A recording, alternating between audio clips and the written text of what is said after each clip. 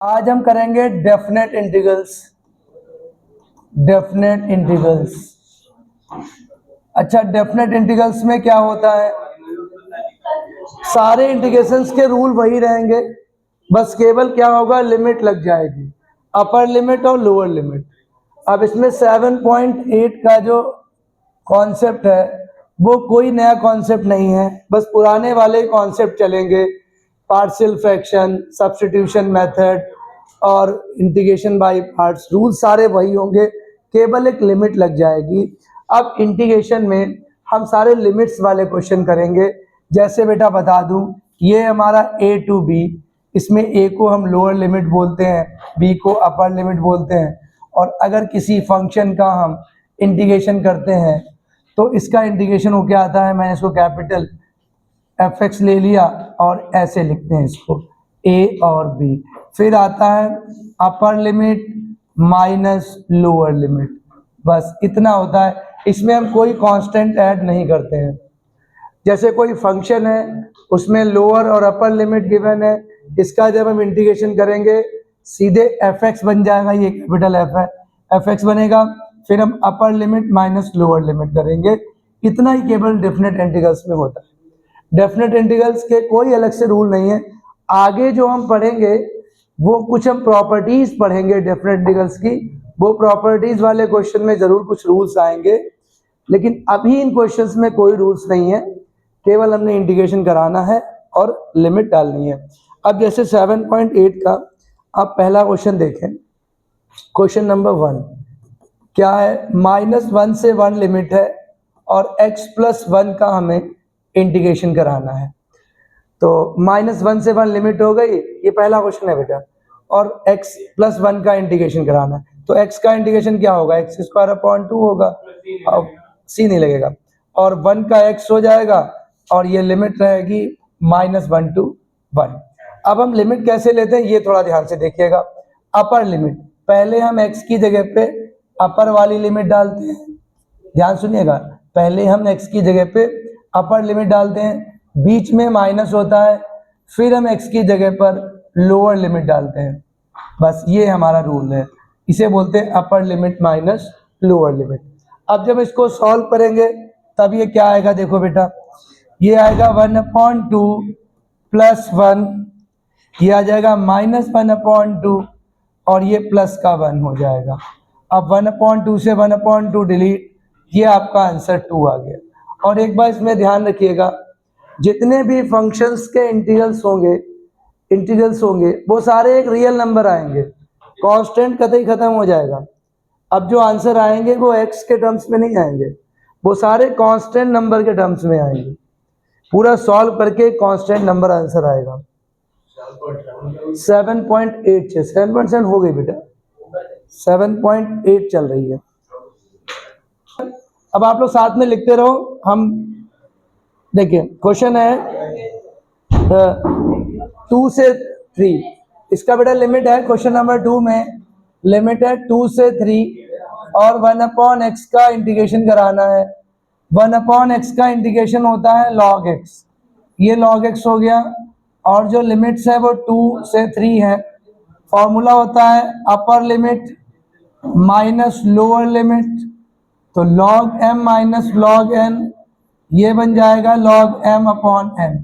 हमने आपसे बोला कि जितने भी ये क्वेश्चंस के आंसर आएंगे वो सारे कांस्टेंट टर्म होंगे, अपर माइनस लोअर,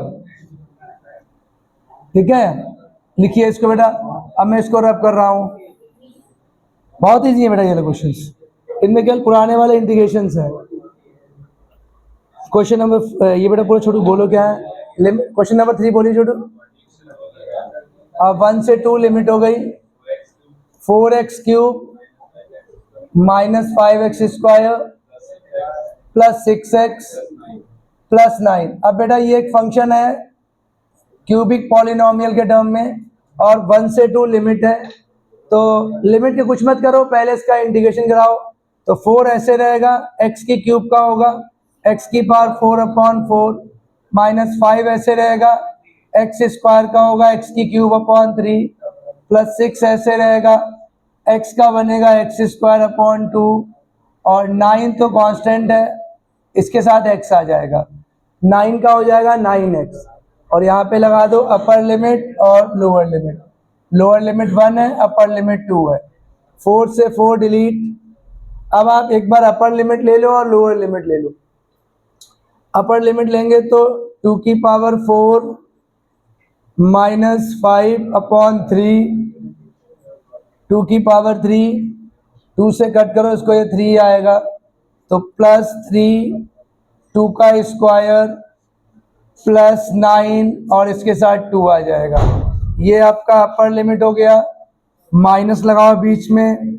अब लिखो लोअर लिमिट, यानी 1 की पावर 4 माइनस 5/3, 1 का क्यूब प्लस 3, 1 का स्क्वायर प्लस 9 और ये 1 हो जाएगा। ये बेटा आपका आ गया upper limit minus lower limit. आप बेटा इसको लिख लें और सॉल्व करें, लिखिए और सॉल्व करिए। कोई खास कॉन्सेप्ट नहीं, बस पुराने वाले कॉन्सेप्ट है। तुमको इंटीग्रेशन कराना है और upper limit minus lower limit करना है और सॉल्व करना है। आइए बेटा क्वेश्चन नंबर 4 पे आइए। क्वेश्चन नंबर 4 लिखते रहिएगा, इजी क्वेश्चन है बेटा। ये लिखा है 0 से π/4, 0 से π/4 और sin 2x का dx। sin 2x का dx क्या होगा? माइनस cos 2x और अपॉन में 2 आ जाएगा। sin 2x का dx होगा माइनस cos 2x अपॉन में 2 आएगा, और लिमिट ले लो 0 से π/4। अब देखिए माइनस बाहर रखिएगा, upper limit minus lower limit, यानी एक बार हम x की जगह पे π/4 करेंगे, माइनस एक बार हम x की जगह पे 0 करेंगे। ओके, ये आ गया हमारा। एक बार हमने अपर लिमिट ली, माइनस एक बार लोअर लिमिट। ये इसको कट करेंगे तो ये π/2 हो जाएगा। बेटा cos π/2 की वैल्यू 0 होती है, ये π/4 है, और हमने पहले अपर लिमिट लिया तो x की जगह पे π/4 डाला है, लोअर लिमिट लिया तो x की जगह पे 0 पुट किया है। अब 2 से कट करने पर ये cos π/2 बन गया। cos π/2 की वैल्यू 0 होती है, अपॉन में 2, और cos ये 0 बन जाएगा, cos 0 की वैल्यू 1 होती है। अंदर मल्टीप्लाई करोगे तो ये 1/2 इसका आंसर आ जाएगा। नोट डाउन करिए इसको, ठीक है। इसके बाद आप आइए क्वेश्चन नंबर 4 के बाद आइए क्वेश्चन नंबर 5 पे। क्वेश्चन नंबर 5 क्या है? ये cos 2x है, 0 से π/2। क्वेश्चन नंबर 5 है 0 से π/2 और cos 2x का dx। देखिए बेटा cos 2x का जो इंटीग्रेशन होगा वो sin 2x होगा, अपॉन में 2 डालेंगे, और लिमिट हमारी होगी 0 से π/2। ठीक है, cos 2x का इंटीग्रेशन होगा sin 2x अपॉन 2, और लिमिट होगी 0 से π/2। अब हम अपर लिमिट करेंगे और लोअर लिमिट करेंगे। बच्चों साथ में लिखते रहिएगा, 2 इंटू π/2 अपॉन में 2 माइनस साइन 2 इंटू 0 और अपॉन में 2। अब बेटा देखिए ये अपर और लोअर कर दिया मैंने, ये 2 से 2 कट गया, साइन पाई की वैल्यू 0 होती है, 0/2 माइनस साइन ये 2 इंटू 0 0 हो जाएगा, साइन 0 की वैल्यू 0, 0/2 ये 0 आ गया। तो cos 2x का जो dx होगा वो होगा साइन 2x अपॉन 2, और फिर हमने अपर और लोअर लिमिट कर दिया, आंसर आ गया। चलिए नेक्स्ट वाले पे देखिए, इसको मैं हटा रहा हूं। अब आए क्वेश्चन नंबर 6। ये क्वेश्चन नंबर 5 है, ये है क्वेश्चन नंबर 6। 7.8 चल रही बेटा।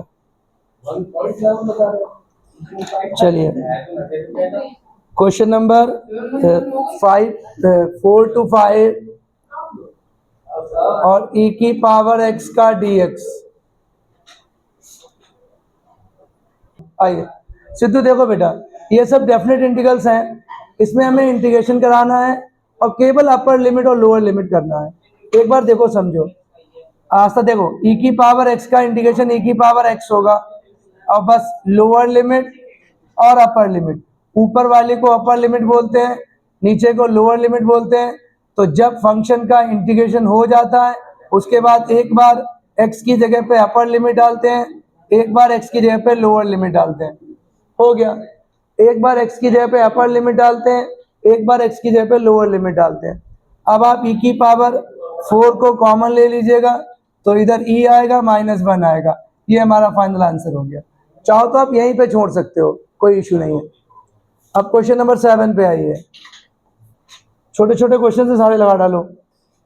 ये लिखा है 10x, 0 से π/4 लिमिट है, 0 से π/4 और अंदर लिखा है 10x, फंक्शन है 10x। बच्चों आप जानते हो 10x का जो इंटीग्रेशन होता है वो log sec x होता है।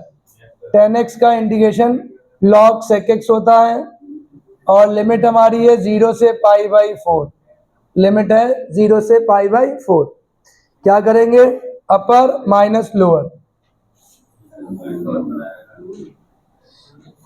अब देखिएगा, एक बार अपर लिमिट डालेंगे मतलब ये बनेगा log sec x की जगह पे π/4 माइनस log sec x की जगह पे 0। ये होता है upper limit minus lower limit. मतलब एक बार x की जगह पे π/4 डाल दिया, माइनस एक बार x की जगह पर 0 डाल दिया। अब देखो बेटा, log ऐसे रहेगा, sec π/4 की वैल्यू होती है √2, sec π/4 की वैल्यू होती है √2। ऐसे इसकी जगह पे √2 लिख दीजिएगा, ऐसे ब्रैकेट लगा देना, माइनस sec 0 की वैल्यू होती है 1, sec 0 की वैल्यू 1, sec π/4 की वैल्यू √2। अब बेटा रूट का मतलब होता है हाफ पावर, पावर मल्टीप्लाई में आ जाएगी, log 1/2 और log, ये 1/2 यहाँ पे आएगा, 1/2 log 2 और log 1 की वैल्यू 0 होती है। तो फाइनल आंसर हमारा आया 1/2 log 2। ये सारे क्वेश्चंस में याद रखिएगा, जो हमारा आंसर आएगा वो एक रियल नंबर आएगा, कांस्टेंट वैल्यू। बताओ समझ में आया ये? देखो √2 है, रूट का मतलब होता है हाफ पावर, और लॉग में आप जानते हो एक प्रॉपर्टी होती है, लॉग की एक प्रॉपर्टी समझ लो, लॉग m की पावर n है तो पावर आगे आ जाएगा log m log n, n log m हो जाएगा। रूट का मतलब हाफ पावर हुआ, पावर मल्टीप्लाई में आ गया। क्लियर? चलिए आइए, इसके बाद आइए क्वेश्चन नंबर 8 पे। क्वेश्चन नंबर 8 क्या कह रहा है देखो, लिमिट है बेटा, इसमें लिमिट है π/6 से π/4 और फंक्शन है cosec x का dx। चलिए बताइए, युग बताओ cos x का dx क्या होता है? Very good, log cos x minus cos. बेटा cosec x का इंटीग्रेशन, 4 इंटीग्रेशन जो अलग से याद रहने हैं आपको, 10x का, cot x का, sec x का और cosec x का। ये इंटीग्रेशन एक्चुअली फॉर्मूले नहीं है, इनको डिराइव किया जाता है। 10x का होता है log sec x, cot x का होता है log sin x और cosec x का होता है log cosec x plus cot x, और sec x का होता है log sec x प्लस होता है माइनस होता है, देखो माइनस होता है, sec वाले में प्लस होता है, sec x का होता है log sec x plus 10x। चलिए या इसका इंटीग्रेशन होगा log cosec x minus cot x। ध्यान सुनिएगा, ये मॉड में रहेगा और पड़ेगी upper limit minus lower limit, ये लोअर है ये अपर है, cosec x का log cosec x minus cot x। ठीक है बेटा, अब क्या करेंगे हम, अब लिमिट लेंगे log cosec x की जगह पे π/4 माइनस cot π/4। अब लगाइए माइनस अपर लिमिट और lower limit, log cosec pi by 6 minus cot pi by 6, ये हुआ। एक बार हमने x की जगह पे पाई बाई 4 लगाया, माइनस एक बार x की जगह पे पाई बाई 6 लगाया। अब बेटा आप इधर आ जाइए, इसको मैं रब कर रहा हूं, इस वाले पोर्शन में आइए। देखिए log cosec पाई बाई 4 की वैल्यू होती है √2 माइनस cot पाई बाई 4 की वैल्यू होती है 1। ये मॉड ना लगा के ब्रैकेट लगा दो क्योंकि अब कांस्टेंट टर्म आ गए। log 2 माइनस 1 माइनस log, अब बेटा cosec पाई बाई 6 की वैल्यू होती है 2 और cot पाई बाई 6 की वैल्यू होती है √3, ये आया। अब इसको log m minus log n कर लो, यानी √2 माइनस 1 अपॉन में 2 minus √3। This is the final answer. हमने कुछ नहीं किया है, बस पाई बाई 4 की वैल्यू डाली है, पाई बाई 6 की वैल्यू डाली है। 8 तक के क्वेश्चन लिखो पहले आप। क्वेश्चन नंबर 9 पे आइए। क्वेश्चन नंबर 9 क्या है? लिमिट 0 से 1 लिमिट है और dx upon √1 minus x square. चलिए उसको तो ऐसे लिख लेते हैं यार, 0 to 1 1 upon √1 minus x square का dx। बताओ किसको याद है? 1 अपॉन √1 माइनस एक्स स्क्वायर, ये किसका होता है? ये बेटा साइन इनवर्स एक्स का होता है। ये साइन इनवर्स एक्स हो गया, लिमिट होगी लोअर और अपर।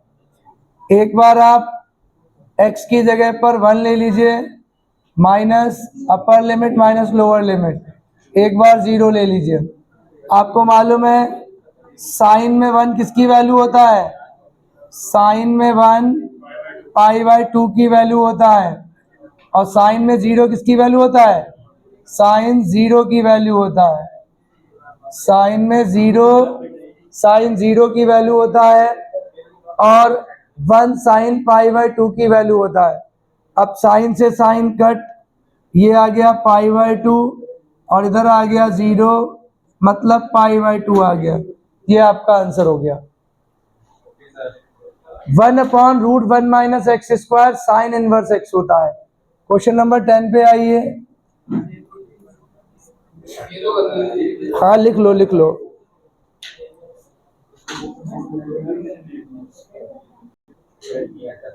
क्वेश्चन नंबर 10 पे आइए। क्वेश्चन नंबर 10 देखिए, 0 से 1 1 अपॉन 1 प्लस एक्स स्क्वायर। बेटा 1 अपॉन 1 प्लस एक्स स्क्वायर किसका इंडिकेशन होता है? tan इनवर्स एक्स का होता है। और इसमें भी आप अपर और लोअर कर दीजिए, ये आ जाएगा tan inverse 1 minus tan inverse 0। तो tan इनवर्स 1 जो होता है 1 tan में पाई बाई 4 की वैल्यू है, तो tan से tan डिलीट, और 0 जो है वो tan 0 की वैल्यू होता है। चलिए आप लिख दीजिए इसको भी, ये tan 0 की वैल्यू है, ये सब कट होके यहाँ पे पाई बाई 4 आएगा और माइनस 0 मतलब पाई बाई 4 आ गया। 1 जो होता है वो tan पाई बाई 4 की वैल्यू है। ठीक है, नोट करिए, इसको बंद कर लो। अब क्वेश्चन नंबर 11 पे आइए। क्वेश्चन नंबर 11, लिमिट है 2 से 3, लिमिट 2 से 3 है और क्वेश्चन है 1 अपॉन एक्स स्क्वायर माइनस 1 और dx। बेटा 2 से 3 है, 1 अपॉन एक्स स्क्वायर माइनस 1। किसको एक्स स्क्वायर माइनस ए स्क्वायर की आंटी याद है? 7.4 की। पहले मुझे एक बार ये आइडेंटिटी बताओ,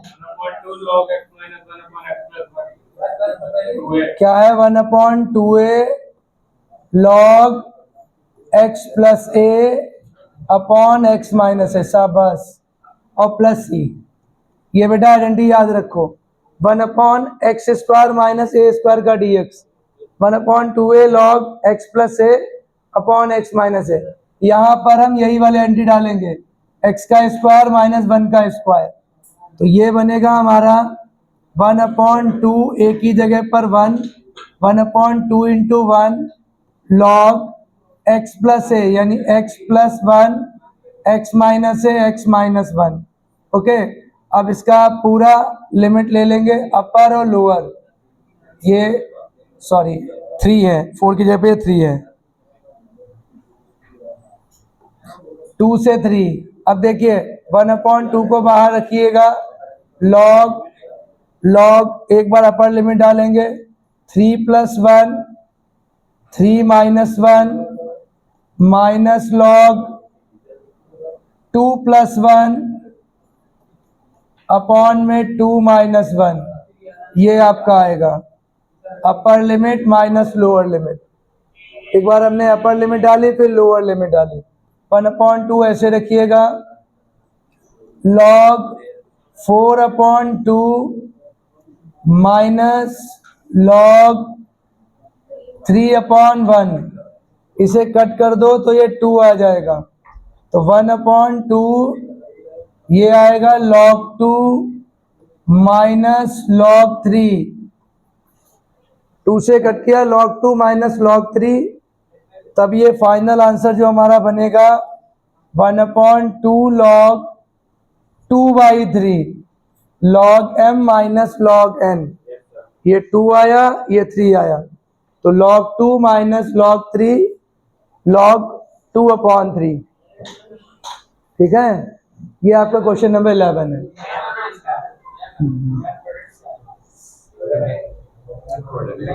ठीक है, कितने लगे बेटा? अब क्वेश्चन नंबर 12 पे आइए, क्वेश्चन नंबर 12 पे आइए बेटा। देखिए कभी भी अगर आपको कॉस स्क्वायर या साइन स्क्वायर दिख जाए तो कॉस स्क्वायर और साइन स्क्वायर का डायरेक्ट इंटीग्रेशन नहीं होता है, यानी हमने आपको आइडेंटिटीज बताई थी, मैं दोनों आइडेंटिटी लिखे दे रहा हूं। साइन स्क्वायर एक्स की आइडेंटिटी बताई थी 1 माइनस कॉस 2x अपॉन 2, और बेटा कॉस स्क्वायर एक्स की हमने आइडेंटिटी बताई थी 1 प्लस कॉस 2x अपॉन 2। तो इंटीग्रेशन में कभी आपको साइन स्क्वायर और कॉस स्क्वायर मिले तो आप ये आइडेंटिटीज लगा देना। आइए देखिए, 0 से π/2 कॉस स्क्वायर की जगह पे 1 प्लस कॉस 2x अपॉन में 2 और dx। बेटा 1/2 को बाहर शिफ्ट करो, ये हमारा कांस्टेंट टर्म है, और 0 से π/2 1 प्लस कॉस 2x का हम इंटीग्रेशन करेंगे, क्या आएगा 1/2 ऐसे रहेगा, 1 का x बनेगा, कॉस 2x का होगा साइन 2x अपॉन में 2, 1 का x हो गया, कॉस 2x का साइन 2x अपॉन में 2 हो गया। लिमिट कहाँ से जाएगी? 0 से π/2।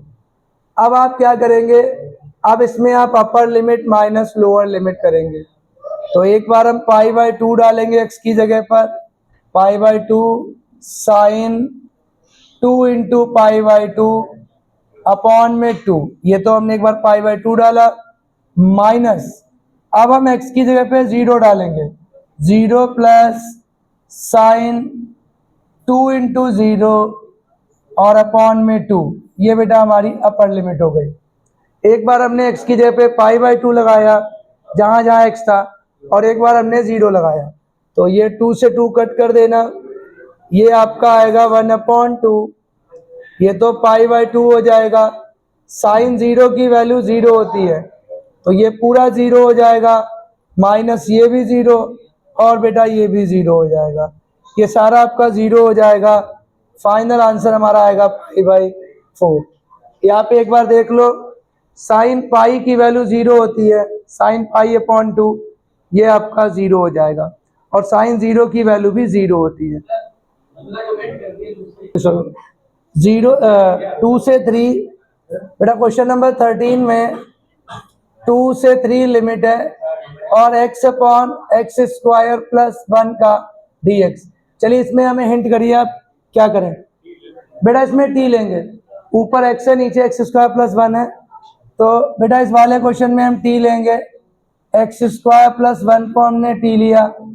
अब हम इसको डिफ्रेंशिएट करेंगे, तो जब डिफ्रेंशिएट करेंगे तो एक्स स्क्वायर का 2x हो जाएगा, 1 का 0, t का dt अपॉन dx, तो dx की वैल्यू आएगी dt अपॉन में 2x।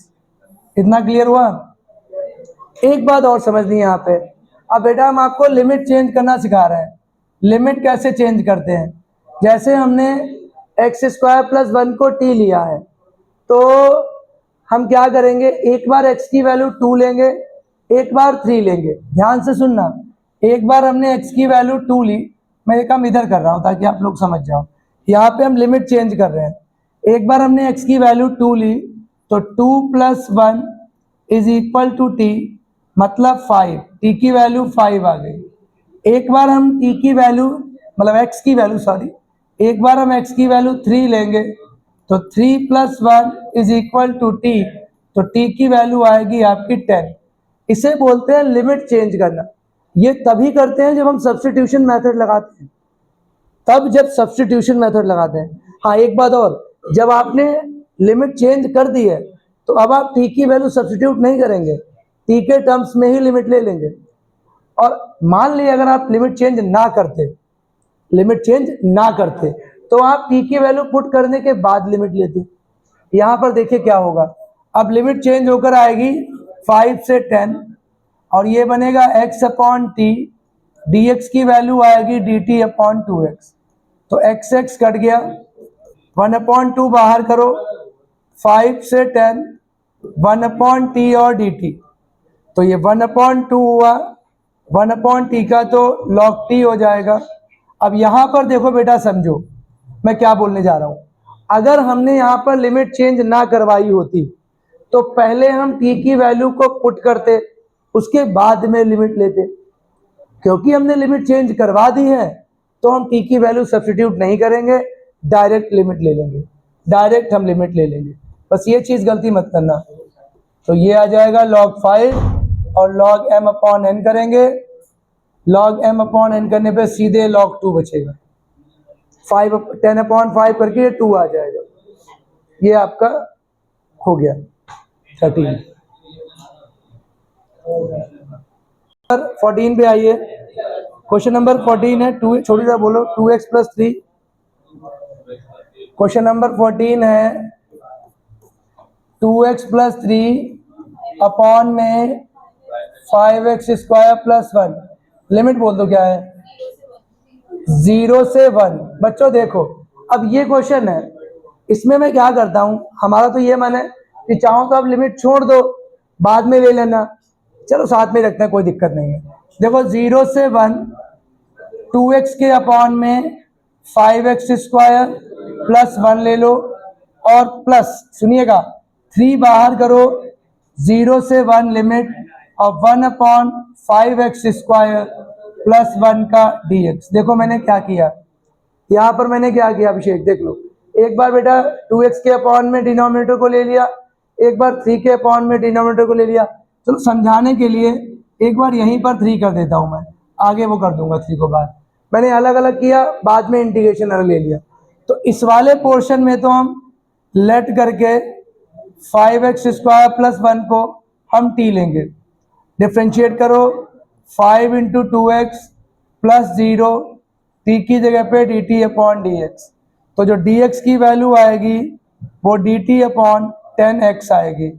देखो इस वाले पोर्शन में हमने 5x स्क्वायर प्लस 1 को t लिया है, और इधर हम x square plus a square की फॉर्म बनाएंगे। अब हमारा क्वेश्चन क्या बनेगा बेटा, देखो, अच्छा लिमिट चेंज कर लें, चलो लिमिट चेंज कर लेते हैं, यहीं पे कर लेते हैं।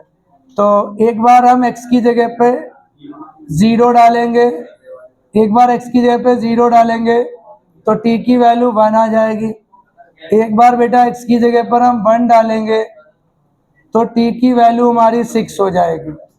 ये देखिए, एक बार 0 डालने पर 1 आ गई और 1 डालने पर 6 आ गई। तो ये हमारा क्या बना, लिमिट हमारी बनी है 1 से 6 और ये 2x अपॉन टी और dx की value dt upon 10x plus इधर लिमिट चेंज नहीं हुई, इधर लिमिट एज इट इज रहेगी। 3 को आप बाहर कर देना, 1 अपॉन रूट 5x का होल स्क्वायर और प्लस 1 का होल स्क्वायर। इस बात को थोड़ा ध्यान से देखो बच्चों प्लीज, इस बात को देखिएगा। मैंने 5x स्क्वायर को रूट 5x का होल स्क्वायर बनाया है क्योंकि मुझे एक्स स्क्वायर प्लस ए स्क्वायर की फॉर्म बनानी थी। 5x स्क्वायर को मैंने रूट 5x का होल स्क्वायर बनाया प्लस 1 का होल स्क्वायर बनाया। अब देखिए x से x डिलीट, 2 1 जा 2 5 जा, 1 अपॉन 5 को बाहर करो, ये जो 1 अपॉन टी बनेगा उसको आप लिख दीजिएगा log t और फिर अपर और लोअर प्लस 3 ऐसे रहेगा।